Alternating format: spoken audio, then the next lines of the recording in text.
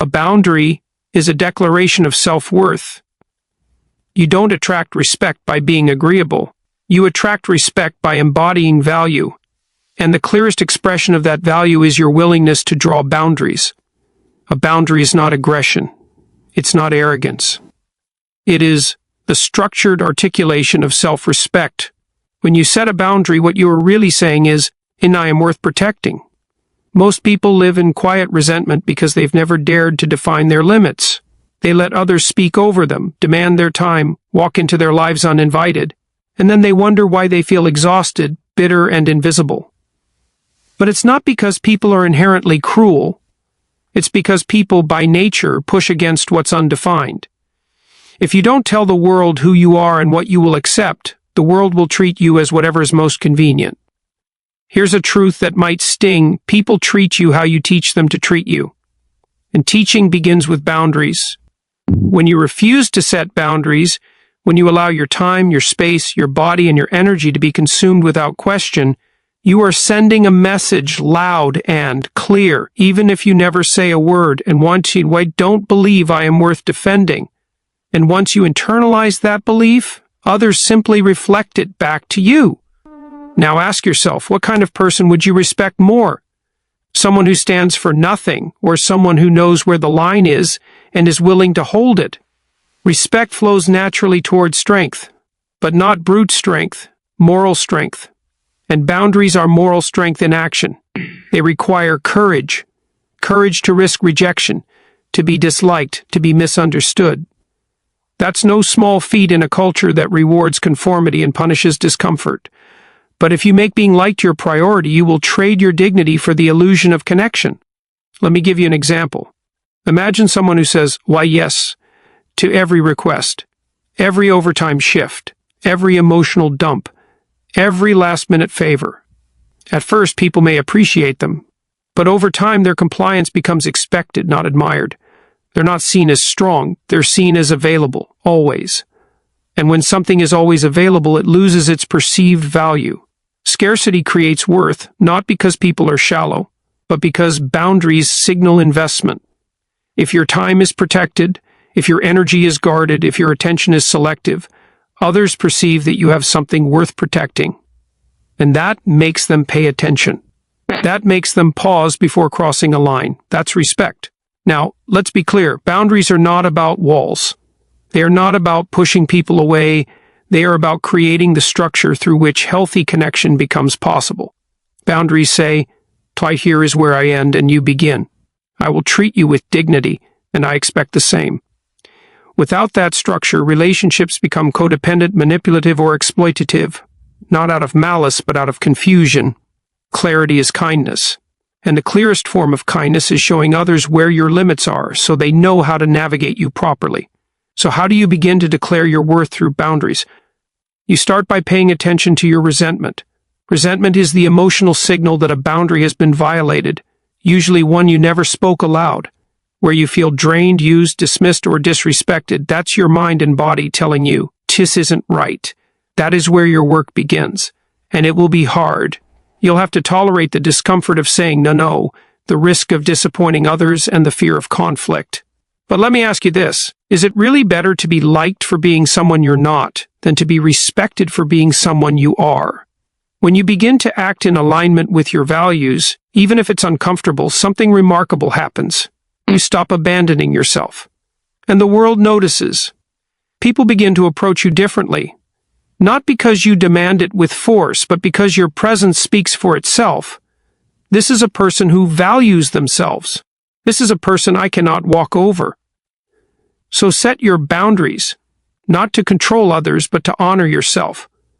Because when you do, you stop asking for respect. You command it. True respect begins with personal responsibility. You cannot demand respect from others if you refuse to take responsibility for yourself. It simply doesn't work that way. The foundation of respect is earned, and it is earned first and foremost by the person who looks back at you in the mirror. The more you blame, the less people take you seriously. The more excuses you make, the less credible you become. But when you own your flaws, your failures, and your future, people stop underestimating you. Why? Because they see someone who's dangerous in the best way. someone who refuses to be a victim, even when they could justify it. Responsibility is the weight that forges character. It's not just about doing the right thing. It's about choosing to carry the burden of your own existence without whining, without pointing fingers, and without waiting for rescue. Let's be brutally honest, life is difficult. It's not fair. People are flawed. The system is flawed. You've probably been hurt, maybe deeply. You've been overlooked, underestimated, maybe even betrayed. That's real. But here's the truth. You don't hear often enough. None of that removes your responsibility to do something about your life. In fact, the more pain you've endured, the greater the need for you to take ownership. Because if you don't, you will become bitter. And bitter people never earn genuine respect. They push it away. They may receive pity. They may get attention. But they don't command admiration. Respect is reserved for those who refuse to let suffering turn them into cowards or tyrants. Now, when you start to take responsibility for your actions, for your mindset, for your outcomes, people notice. You begin to separate yourself from the majority. Most people would rather complain than change. They'd rather gossip than grow. So when you choose the harder path, to admit where you're wrong, to fix what you've broken, to build what no one handed you, you immediately stand out. People trust the responsible. They may not agree with everything you say. They may not even like you, but they respect you because you carry weight, and that weight shows you're not a child pretending to be an adult. Let's get practical. Taking responsibility doesn't mean blaming yourself for everything. It means taking control over what you can. You may not control what happened to you, but you control how you interpret it, how you respond, what story you choose to tell yourself. You control whether you get up or give up, whether you improve or implode. That choice right there is the origin of power. Start small, show up on time, speak clearly, finish what you start. Follow through on your word, clean your space, take care of your health. These things sound basic, and that's because they are, but they're rare, and what's rare gets respected. The world respects competence, and competence is the result of responsibility practiced consistently. Now, here's something critical. Responsibility precedes leadership. Whether in relationships, business, or life, people naturally follow the one who is willing to say, "Hey, I've got this." Not because they need control, but because they've developed capacity. That's what responsibility gives you, the capacity to carry not just your own burdens, but the burdens of others. And when you can do that, you become someone others depend on. That's leadership. That's influence. That's respect, but you cannot fake it. If your life is in chaos and you keep blaming external forces, people know. They may not say it to your face, but they register it. There's something deeply instinctual in all of us that can sense when someone is pretending to have their life together. True strength is quiet, and so is true weakness. You don't need to announce your struggles. Your habits will do it for you. So if you want to be respected by other men, stop asking for it. Start living in a way that makes it undeniable. Wake up and take command of your life, even if it's broken, especially if it's broken. The man who owns his mess is more respected than the man who hides behind a mask, because respect doesn't come from perfection. It comes from ownership, and ownership starts with one question. If it's up to me, what will I do about it? Answer that, and you won't need to chase respect. It will find you. Enforcing boundaries must be consistent, not emotional. A boundary that is not enforced is not a boundary, it's a wish. And when you enforce your boundaries emotionally, through anger, guilt, outbursts, or passive aggression, you undermine the very respect you're trying to earn. You appear unstable, not principled. You communicate volatility, not strength. But when you enforce your boundaries consistently and calmly, you radiate something much more powerful than intimidation. You radiate order. People respect those who are clear and consistent. They might not like your boundaries, they might push against them, but they will respect them if you enforce them with quiet certainty. Let's break this down. Too often, we confuse emotional intensity with strength.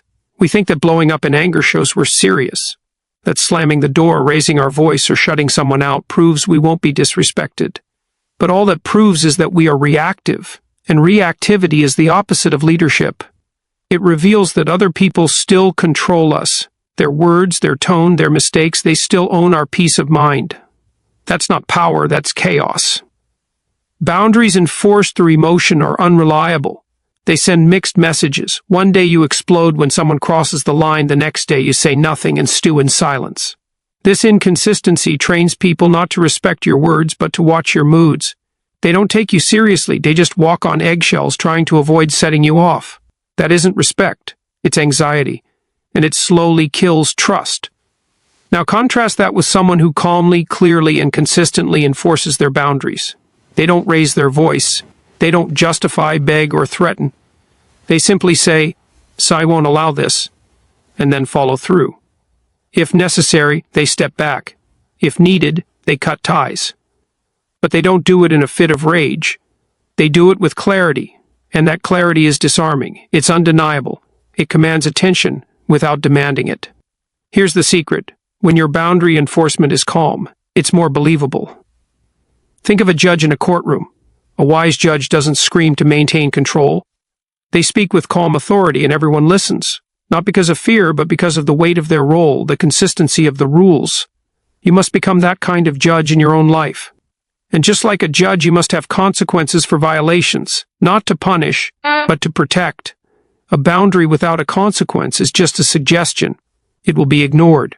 For example, if you say, "I won't tolerate being shouted at, but every time someone shouts, you stay in the room, engage in the argument, and eventually forgive without resolution," you've trained them that shouting works. That's not a boundary. That's a bluff.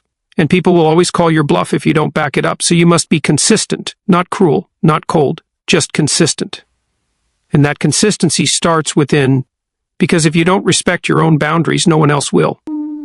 If you constantly violate your own values by overcommitting, saying yes when you mean no, tolerating disrespect because you're afraid of conflict, you send a message to others that you can be moved, that your lines are flexible, that your principles are optional. And if they're optional to you, why should anyone else take them seriously? You don't need to be harsh. You don't need to be aggressive.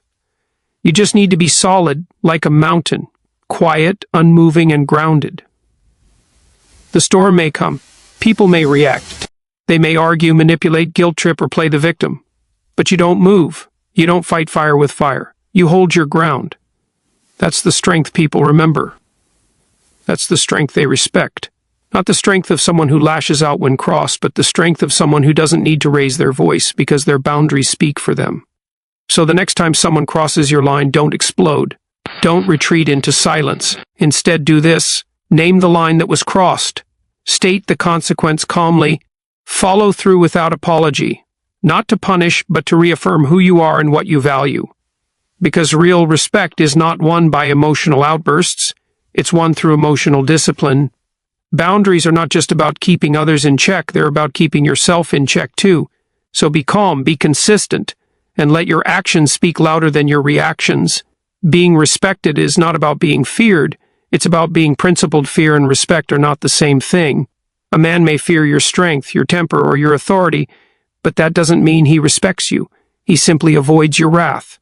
True respect doesn't come from intimidation, it comes from principle. From living in alignment with values that are stable, consistent, and courageous, even when no one is watching. There's a kind of strength that shouts, that dominates, that demands. But there's another kind, deeper, quieter, and far more enduring, that comes from a man who knows who he is, what he believes, and what he stands for. That kind of man doesn't need to prove anything. He doesn't need to perform. His life does the talking. Respect follows that man. We live in a time where performance is mistaken for substance. Social media rewards the curated image. Workplaces often reward the loudest voice in the room. Even relationships can become a stage for manipulation, a way to control perception rather than pursue truth. But here's the reality. The world sees through performance eventually. What's built on persona eventually collapses under pressure. But a man who builds on principle, he becomes unshakable. So what does it mean to be principled? It means you've chosen a code, not because it's popular, but because it's right.